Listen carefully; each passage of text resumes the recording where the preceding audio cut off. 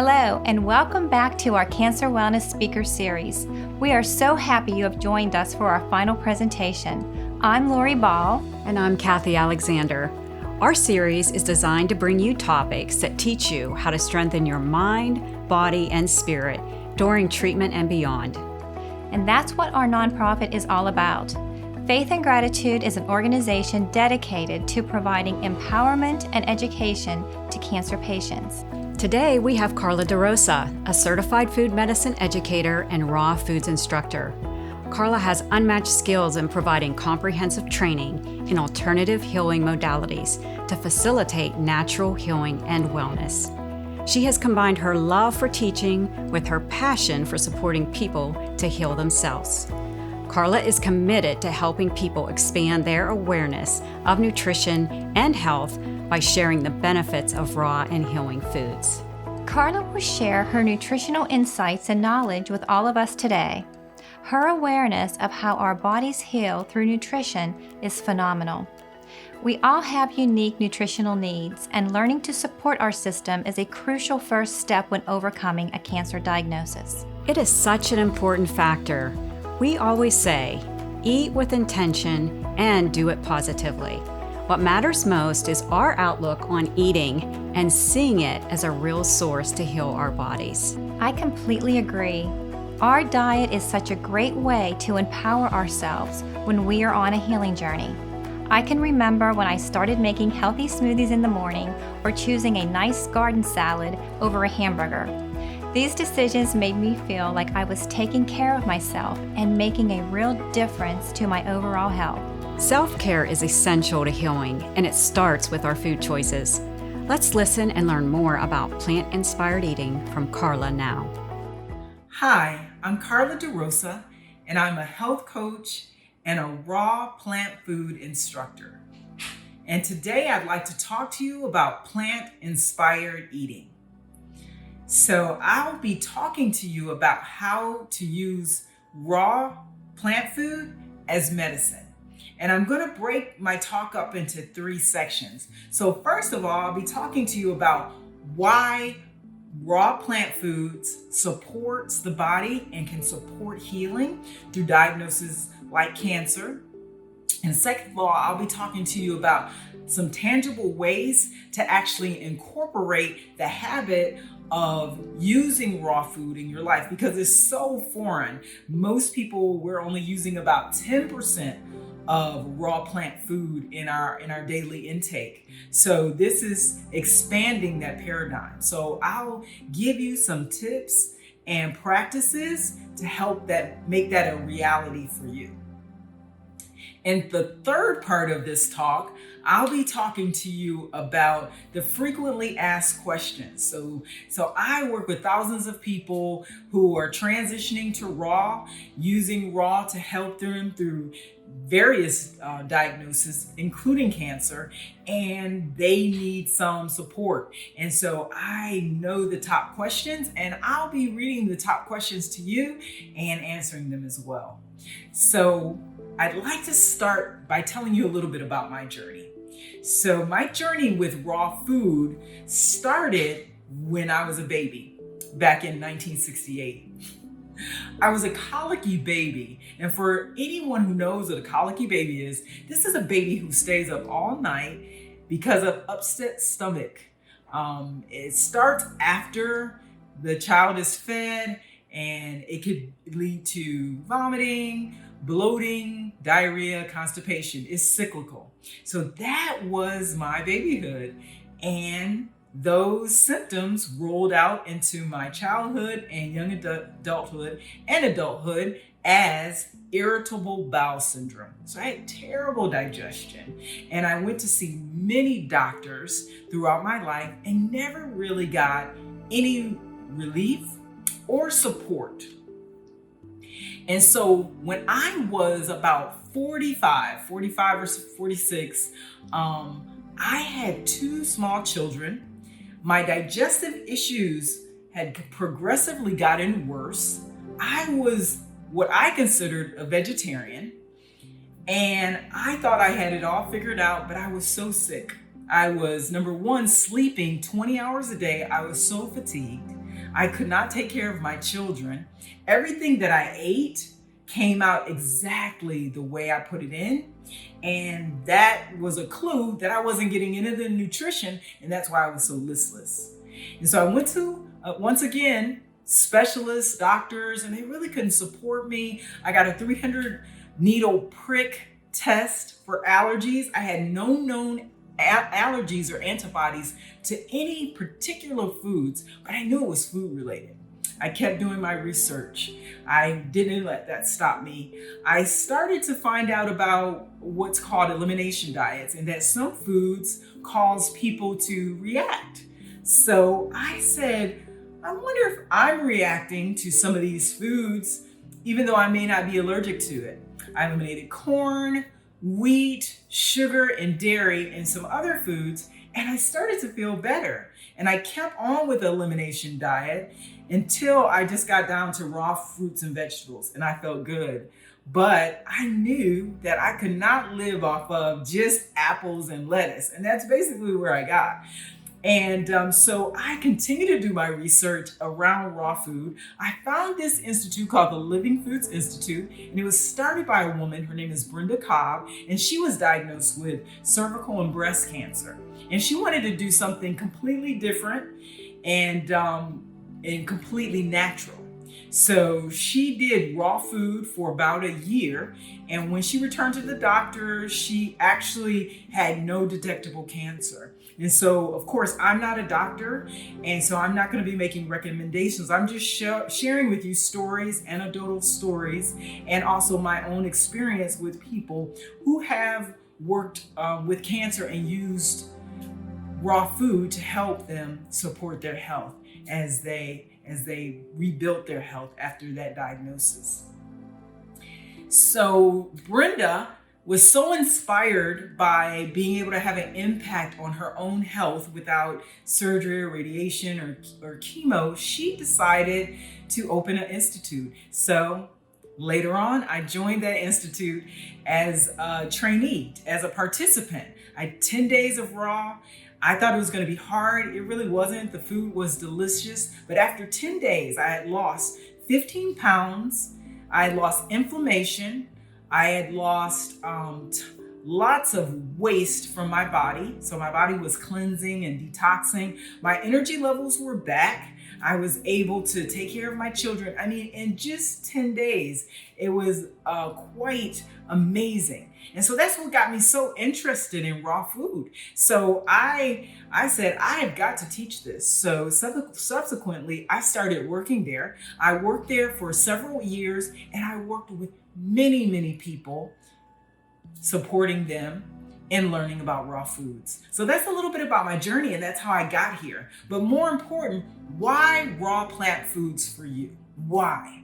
Why would you consider it? So most of the foods that we have, especially the processed foods, have very little or void nutrients. And that's why you see so many supplements on the market and so many people using supplements and selling supplements, because we know we're not getting everything that we need from our foods. So actually, raw foods help feed the body with micronutrients. We call them phytonutrients. Phyto for plants, and nutrients, of course, representing nutrition and feeding the body. So one of the most important phytonutrients are enzymes. So enzymes are destroyed at 115 degrees Fahrenheit. So in raw food, where you're not firing up or heating your food, you have more intact digestive enzymes. And digestive enzymes, or food enzymes, I should say, are so fundamental in helping to break down the foods and release the nutrition so that our bodies can absorb it. So enzymes are a real big reason why people do raw and incorporate more raw. Now, there's enzymes, but there's all kinds of micronutrition, minerals and vitamins and amino acids, and these things live within the plants themselves. And so we can absorb that from the plant. The more intact, the more whole and unprocessed and unheated the food, the more that's available for you. And also, so many of our foods If we look at the back of the boxes and the cans and the packaging, we can't even pronounce or recognize the words. And so that's another reason why many people learning to support and heal their bodies are interested in raw food, is because it's completely recognizable. We recommend organic when possible, so that the body can recognize the food and utilize it for the body's healing, the way it was designed. So that's another reason. Another reason that I think is very important is the alkalinity. You may have heard of the body's pH. And the body's pH is different throughout, but we can manipulate the body's pH. We know that, right? We can drink baking soda and it will calm down our stomach. But overall, eating more alkalizing food will help the body be more alkalized and cut down the acid. Most of the processed foods are on the acidic side, and also lots of all of the meat products as well. They're acidic. So the body gets inundated with all these acids, and also that can cause a lot of problems around gout and inflammation, just the body trying to balance itself. But the raw food balances the body through its pH, through alkalizing. And the green leafy greens, the sprouts, and the things that we'll be talking about later, that has a real big impact. And so it helps the body also be inhospitable for our passengers, which I like our pathogens like bacteria, fungus, candida. Those things really like simple sugars. They're not that into the alkalizing foods, the celeries, the greens, the green juices. So it helps to starve out the pathogens by removing the simple sugars and processed foods and overabundance of carbohydrates out of our system. So it helps us also build up our microbiome, which is our good bacteria, especially because of fermented foods. Fermented foods are known to produce good bacteria, and this helps. Having all these fruits and vegetables raw gives us a lot of fiber and insoluble fiber, soluble and insoluble fiber. And this fiber helps to sweep and clean out the colon. It helps to absorb cholesterol. It helps to absorb fat from the body and pull it through our colon.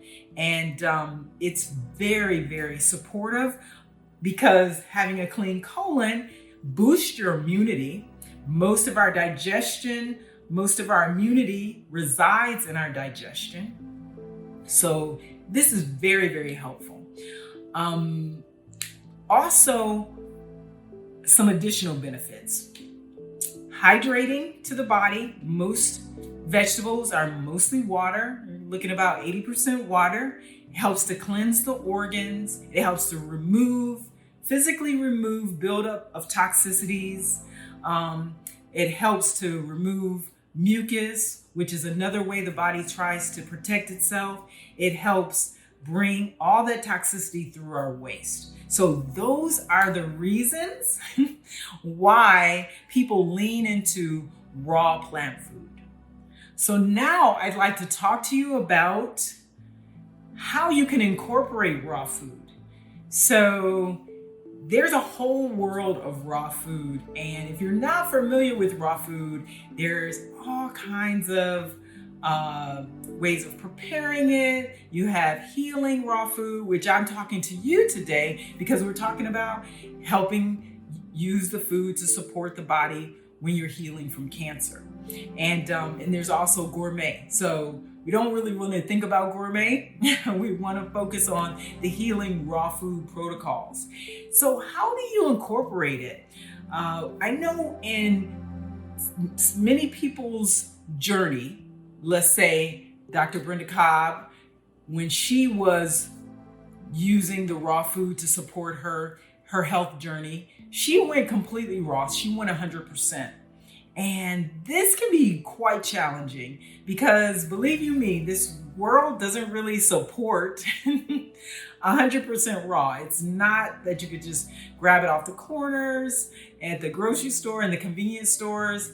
That's kind of like the opposite. I mean, really, you're looking toward markets and farmers markets, and you're looking to procure your foods in a whole nother way. So it takes some effort. But luckily, many of us are eating more whole food, and farmers markets and local farmers markets are popping up all over the place, and we're learning how to secure that raw food. In the meantime, after we secure it, how do we make sure that we have it every day, that we're using it to really support us? And how do you weave that in? So if you don't want to go 100%, how do you weave in those habits? So first of all, you gotta create a veggie tray. So you know how we have our bags of chips and boxes of these snacks and that. So we're replacing that with snacking on cut vegetables. So we're going to focus on vegetables. So we talked a little bit earlier in the first segment about alkalinity. And so with fruit, especially with dry fruit, there's so much sugar that you don't want to rely on fruit. So we're really talking about leafy greens. We're talking about microgreens. We're talking about things like celery, cucumbers. We're talking about zucchini squash, even yellow squash, and cutting them, also carrots, cutting them up and having them on a tray and having that tray visible. So that's like a visual cue. So every time when we have meals in my household, I bring out the veggie tray. And when I'm preparing dinner and preparing meals for my family, somebody is working on the veggie tray. And that is a great visual cue. Now, my children definitely don't consider themselves raw, right? They don't consider themselves raw eaters. But from the habit of just presenting these cut veggies, they definitely incorporate them in every day in all of their meals. And so that's what I'm offering to you, that you take the time to clean and cut up veggies and always have them on a tray. They expire very, very quickly, especially after you cut them. So that's a great incentive to make sure to eat your veggies, because you don't want to waste your money. You don't want to waste your time and effort. But for me, it's like, oh, I got to eat these because we cut them today. We cut them yesterday. Definitely got to eat them by the end of the day today. So it's a nice incentive. Another way that works to help to strive to make sure you have raw food as a part of your healing protocol while you're healing from cancer and you're building your body and you're wanting to get that micronutrients, those phytonutrients. You want to have a goal. So you have to have a plan and you have to have a goal, right? That's the only way beautiful things happen, is intentionally. So I shared in the first part that most people only eat about 10% raw or less. Some people don't eat any raw food. So if you have a small salad throughout the day, that's probably about 10% raw. But you can strive for a percentage that can make a difference in your life. For instance, there's a woman, her name is Barbara Johnson, and she has a raw food healing center in California. And she was 300 pounds and she had diabetes and high blood pressure, and she ate only 50% raw. So not 100% raw like Brenda did, but 50% raw for a year. And she lost 150 pounds and all her biometrics went back into normal range. And because she removed so much toxicity from her body, but she didn't do it fast and she didn't do it in an unsustainable way for her. So for her, she could only do 50%. So my suggestion is to pick a percentage. If it's 30%, 40%, 50%, my goal is at least 30 to 50% raw a day. So I cut my veggie trays. I think ahead, like how many salads I'm gonna make. Am I gonna have a smoothie today? And that helps me already plan in my mind what raw foods I will have. So strive for a percentage. So also create a habit of meeting that percentage. So in the beginning, you might want to make a game out of it or some kind of strategy and give yourself a check so that there's a visual representation that, oh, Monday, Tuesday, Wednesday, I met my goal. Oh, Thursday, Friday, I had company from out of town. I didn't meet my goal. So that you can start seeing a measurable pattern, and that builds in a pattern that you can measure. And I always ask my clients that I work with personally to create a food journal. And I, a lot of times, will graph for them, but you can make your own graphic representation. It could just be a check mark on a calendar. On May 1st, I completed my raw for the day, my 50% raw, and give yourself that positive reinforcement that you have found a way to up your raw food, your raw plant food intake. So I like to have rewards, but let me be clear. You want to have non-food related rewards. So I will ask my clients to create a list, a bliss list, whether it be little things that they like or big goals like going across country in an RV, just picking out things that make them happy. And for the big goals, what are small goals or small things that they can enjoy on their way to the bigger goal? So now we're tying your passion, your interest into your daily habits. And so we make a game out of it. We say, if you go keep your raw at 50% for, let's say their goal was for a month, and then let's say part of the goal was to change some numbers, maybe in their blood work, and they're getting blood work done on a regular basis and they're seeing their doctor, then they can have something off their bliss list. They can reward themselves. It could be something like, their favorite lipstick or getting their hair done. But now we're finding a way to incorporate reward so that we're rewarding ourselves with the food itself, of course, because we're feeling better, taking in less toxicities, but also emotionally and psychologically, we're winning. We're winning this game, right? This blissless game. So look for classes, look for recipes of raw food, but make sure they're not gourmet. So it's very important. Dried fruits, which I mentioned before, nuts and seeds, these are considered raw food if they're prepared in a raw food way. But when you're working with the diagnosis of cancer, I don't recommend them. They're too rich with sugars, especially dried fruit. And with the nuts, we're looking more at fats. And I wouldn't recommend roasted nuts either because you have a lot of fats. Another thing with nuts, with raw food, they have to be soaked. They have to be specially prepared. But the nuts, whether it be cooked or raw, soaked or not, and the dry fruits, they fall on the gourmet side. So we're talking about fresh leafy greens, spinach, beet tops, collard tops. These are the types of foods that will support our health. Broccoli, especially broccoli sprouts. There are actually documented studies on broccoli sprouts bringing specific phytochemicals that are anti-cancer. So if you can only learn to sprout one vegetable, one microgreen, I recommend broccoli sprouts. But it does take some training, it takes some effort, but it's very, once you get the hang of it, it's very doable. So make an adventure of your raw food journey. Learn new vegetables. Every time I go to the market, I try to get something new, something that I hadn't had in a while, that's seasonal. I try to eat within the season. So that's being adventurous. So I'm going to try this. And once you buy it, don't waste your money. learn how to prepare it and enjoy it.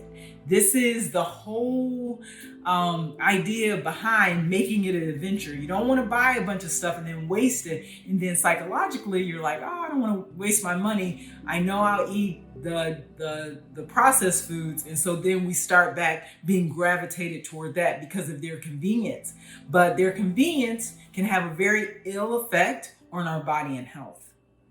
So some of my favorite go-to raw foods, and I might have shared these with you a little bit earlier through sprinkling them out. But again, the celery, the cucumbers, I like sweet potatoes cut into chips, completely raw. They're very supportive for the pancreas. One of my favorites, even to recommend, is fermented cabbage. So learning to ferment cabbage at home is great. You got your probiotics, you got your L-glutamine. This is a very healing amino acid that is especially good for healing the gut and staving off leaky gut. Because if you have leaky gut, in addition to a diagnosis of cancer, leaky gut allows food and other things into your bloodstream and can turn on your immune system. And we want to preserve the power of our immune system, so we don't want to have a leaky gut. And fermented raw cabbage helps to stave that off.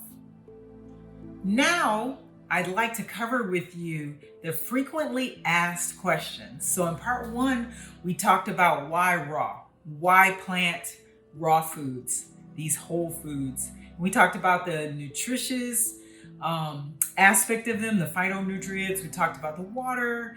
We talked about the fiber. We talked about the alkalinity. So in the second part, we talked about how to make it a habit, how to make it game, make it fun, make it an adventure. And now, after working with many people, I know some of the questions that people have around incorporating raw food into their life, especially when they're working with the diagnosis of cancer or caretaking for someone who is dealing with the diagnosis of cancer.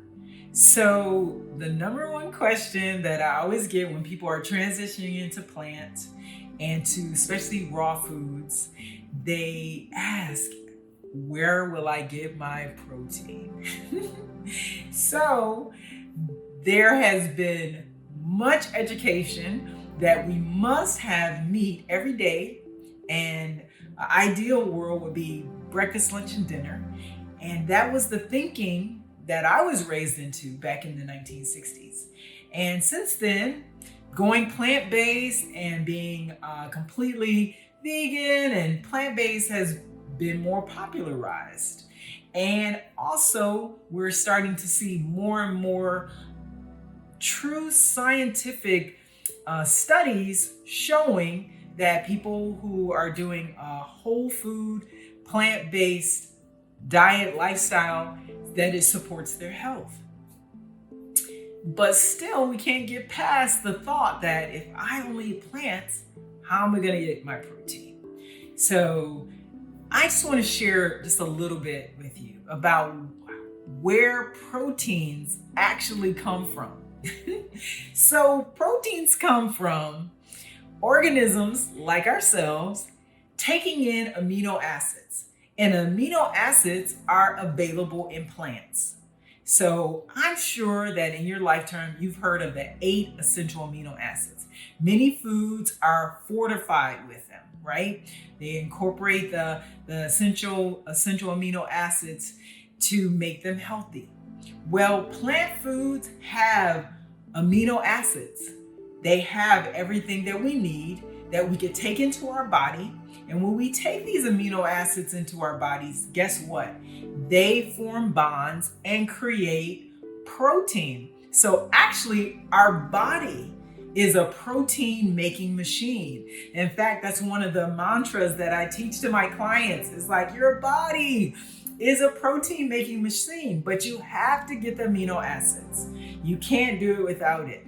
So the leafy greens definitely have them. All the vegetables have amino acids. And if you eat enough vegetables, you have the amino acids to make proteins in your body, and making it not necessary to have whole formed meat-based protein. So you will get your protein. And I'm sure that if you did just a little bit of research, you see that there are some athletes, and not just athletes, there are extreme athletes who are completely vegan. And some of them do protein powders that are completely vegan. There are some protein powders based, like pea-based protein powders, that they want to make more muscles. They want to have more leaner muscles than what they're getting just from a regular diet of plant-based and raw foods. But it is possible. When you think about it, the cows and chickens that we like best, what? They are grass-fed, right? Grass-fed eggs, grass-fed, beef.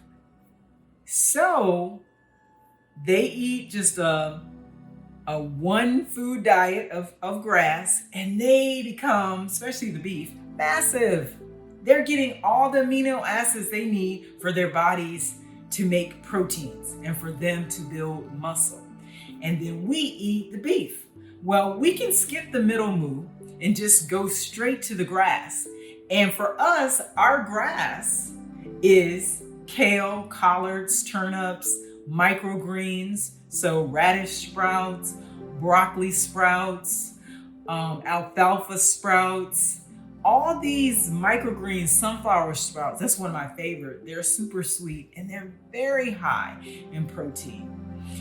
Spinach. So this is where we get our proteins from, the amino acids that are in our raw foods that would help the animals develop the proteins that people subsequently eat. But we can just eat those things and make proteins. Now, of course, if you're putting resistance on your muscles, it's going to make your muscles bigger. You're going to make more protein, but it's not necessary to exercise to have amino acids if you're eating enough raw plant-based foods, fruits and vegetables, especially vegetables.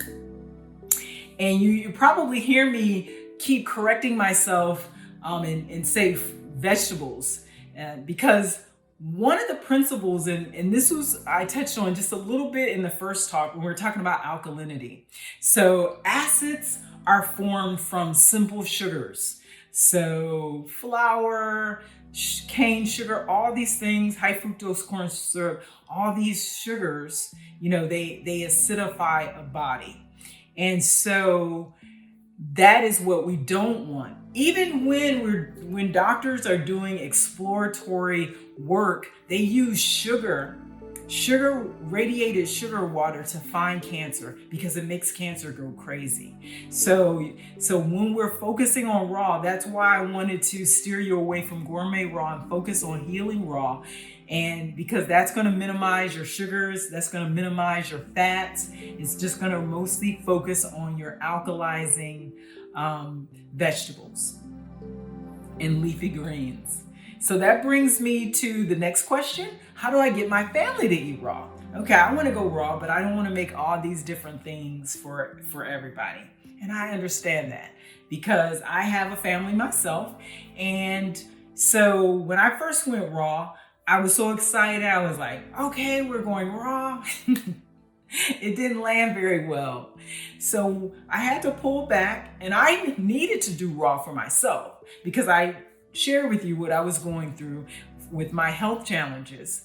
And it was important to me to keep cleansing my body and to keep getting well.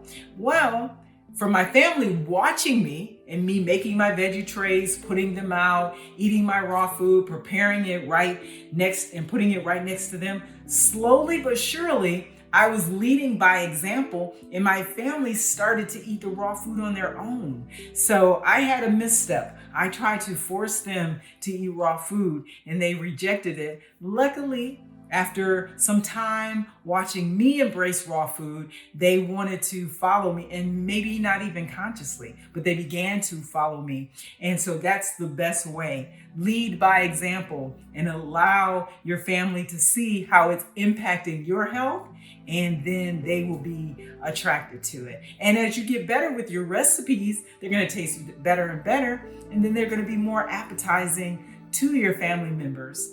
And also another thing, if that's what you have in the house, then they'll be more likely to try some and engage in that.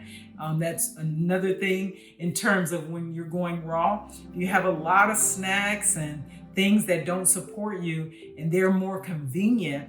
That is definitely an easy way to slip into that convenience or back into that convenient food that don't support the healing of the body. So what are some examples before I close of raw foods, healing raw foods that support your body on your journey from healing from cancer? I recommend smoothies, but not smoothies from those shops that use so much sugar. Again, remember, we want to alkalize the body. We don't want a lot of sugar. I like to make my smoothies at home, and I use leafy greens, and I use lemons and limes to season them or to bring out different flavors. So I don't recommend a lot of banana smoothies, mango smoothies. These things are lovely when you're maintaining your health, but when you're trying to build health, when you're trying to recover from a diagnosis of like cancer, you do not want to inundate your body with sugars, whether they be natural sugars from fruit or processed. You just want to minimize that because, again, you want to build your alkalinity. Microgreens, they're becoming more and more popular. I see them in the grocery store. We talked about growing broccoli sprouts, but they're radish sprouts. I've seen in some of the bigger grocery stores, they have sprouts already sprouted for you. They're easy and they have so much nutrition, and you can sprinkle them on anything that you're eating. Sprouted beans. It does take some learning, but you can sprout lentils and also mung beans. You can literally soak them and have them grow and sprout a tail, and you can eat them raw, and they're great for protein. We talked about the veggie tray, one of my favorites, and the leafy greens. I probably mentioned these, but I just want to leave you with ideas of leafy greens because to me, that is our grass. That is where we get our amino acids to build our body up with protein, with lean, healthy muscle mass. But beet tops, beet greens, collards, turnip greens, spinach, kale, and there's so many different species of kale, and I love them all. And what I recommend is that you rotate. Every food has something in it that if you ate too much, it wouldn't support your health. So you don't want to just focus on one thing. I know a lot of people like spinach, but don't eat it every day. Rotate your greens. And another thing that helps with that is spring mix. It has all different kinds of mixtures of different. I've seen one have as many as 17 different species of lettuce. That's beautiful. That's what we need. Diversity in our raw food and in our plant food. So with that, I'm going to leave you, but it's been amazing being with you, and I wish you well on your journey to full health. And also for those who are caring for people, I know that it can be challenged, but I just want to recognize you for your loving support of your family members or the people who you're taking care of in terms of bringing them into full health. And back to leading by example. First, we have to start with ourselves. People do what we do, not what we say. So even for our caregivers, give it a try. That's a way you could be supportive, is to incorporate raw food for your healing in your body as well. This is Carla DeRosa. It's been an absolute pleasure. Be well. Thank you, Carla. We so appreciate your perspective on healthy eating and hearing about your journey. I loved Carla's tips on how to incorporate more plant-based eating into our daily routine. If we all take the time to try one new recipe a week, all of a sudden we have a handful of healthy meals that will truly benefit our system. And once you start eating this way every day, it becomes second nature. I hope you enjoyed Carla's presentation as much as we did. If you would like to reach out to her directly with questions or to learn more about her holistic programs, please feel free to email her at carla@rocket.com or visit her website at www.rocket.com. And don't forget Carla's book, Rock Your Life with 21 Plant-Inspired Recipes. What a great resource to help you along the road to better health. This little gem is packed with insights and tips as well as recipes. You can purchase this book directly on Carla's website. Now, we would like to take this opportunity to thank all of Faith and Gratitude's dedicated partners. Without them, this series and all of our outreach programs would not be possible. We can't thank them enough. Since this is our final presentation, we will close with our video to share more of the mission and purpose of Faith and Gratitude. We are dedicated to helping cancer patients through treatment and beyond. Until we meet again, visit our website and continue to learn, to research, and to be empowered. We are Faith and Gratitude, a nonprofit organization on a mission to provide empowerment and education to individuals facing cancer. Everyone's journey is unique. Our vision is to arm patients with both the knowledge and resources to strengthen their mind, body, and spirit as they begin their fight against cancer. I felt it was important to start Faith and Gratitude because after having gone through my own cancer diagnosis, I felt there was a tremendous gap in receiving information outside of traditional standard of care. Having a healthy mind is extremely important when faced with a health crisis such as cancer. Part of the healing process is learning to be your own biggest advocate. Creating and maintaining a positive mindset is extremely important and possible. What I learned through Faith and Gratitude was I learned how to meditate, I learned journaling. These were all things that helped me to find some calmness in a crazy journey. Our bodies are temples, and sometimes we forget this. When a cancer diagnosis is received, it's the perfect time for an overhaul. Not the time to ignore the diagnosis, but to embrace it and then take control through building your immune system holistically. Faith and Gratitude showed me so much more and gave me information and tips that the hospital didn't tell me. Things to do during chemo that made chemo so much more manageable. Different foods to eat and oils to use on my body, that really helped me. There is a connection between health and spirituality. In fact, our mind, body, and spirit all work together in divine synergy. Recognizing this connection is of utmost importance when journeying through a health challenge such as cancer. Well, what started as a simple idea of creating a binder for cancer patients that would give them inspirational tips and help them to be organized has literally moved to becoming a complete resource center for patients and providing them knowledge that will help them keep their mind, their body, and their spirit as strong as possible as they're going through their treatment.